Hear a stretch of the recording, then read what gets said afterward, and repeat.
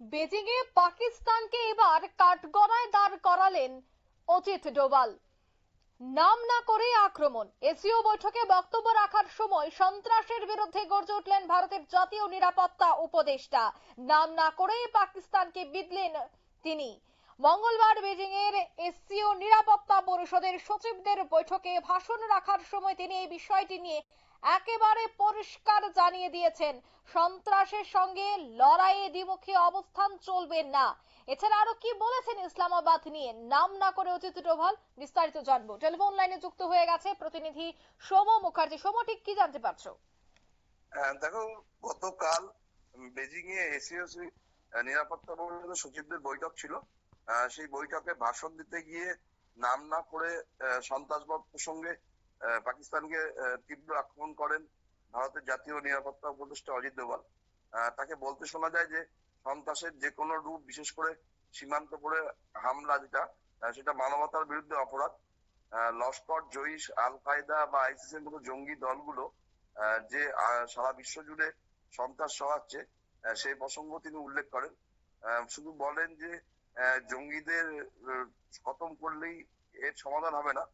যারা আর্থিক মদদ দিচ্ছে বা জঙ্গিদের উস্কানি দিয়ে পরিকাঠামো তৈরি করে দিচ্ছে তাদের, সেই সমস্ত মদতদাতাদের চিহ্নিত করে সেই সমস্ত পরিকাঠামো গুড়িয়ে দিতে হবে। এই বিষয়ে তিনি বিশ্বব্যাপী একটি যৌথ প্রতিরোধ পরিকাঠামো গড়ে তোলার কথাও উল্লেখ করেন। বলেন যে সন্ত্রাসবাদের মোকাবিলায় কোন রকম দ্বিমুখী অবস্থান নেওয়া একবারই চলবেন না। তিনি পহেলগাঁওর হামলার প্রসঙ্গ এই বিষয়ে উল্লেখ করেন। বলেন যে রেজিস্ট্যান্ট ফ্রন্ট যারা পহেলগাঁও হামলা চালানোর দায়টা নিয়েছিল, তারা আসলে লস্করেরই ছায়া সঙ্গী। তবে ভারত অপারেশন সিন্দুরের মাধ্যমে এর জবাব দিয়েছে। কিন্তু তারপরও বিশ্বের বেশ কয়েকটি দেশকে লক্ষ্য করা যাচ্ছে যে সন্ত্রাসবাদী যে সমস্ত দেশ মদত দেয় তাদেরকে সমর্থন করছে, তাদেরকে রসদ যোগাচ্ছে। কিন্তু যদি সন্ত্রাসবাদ প্রসঙ্গে জিরো টলারেন্স নীতি নিয়ে চলতে হয়, যেটা ভারত নিয়ে চলে, তাহলে কিন্তু এই ধরনের কাজকর্ম করা যাবে না। এই বিষয়ে তিনি নাম না করেও কিছুটা আমেরিকাকে খোঁচা দেন বলেও রাজনৈতিক বিশেষজ্ঞরা মনে করছেন। তবে তিনি যা মঙ্গলবার দিন বলেছেন, তাতে তিনি স্পষ্ট করে দিয়েছেন যে ভারতের অবস্থান সন্ত্রাসবাদের বিরুদ্ধে লড়াই কি আছে।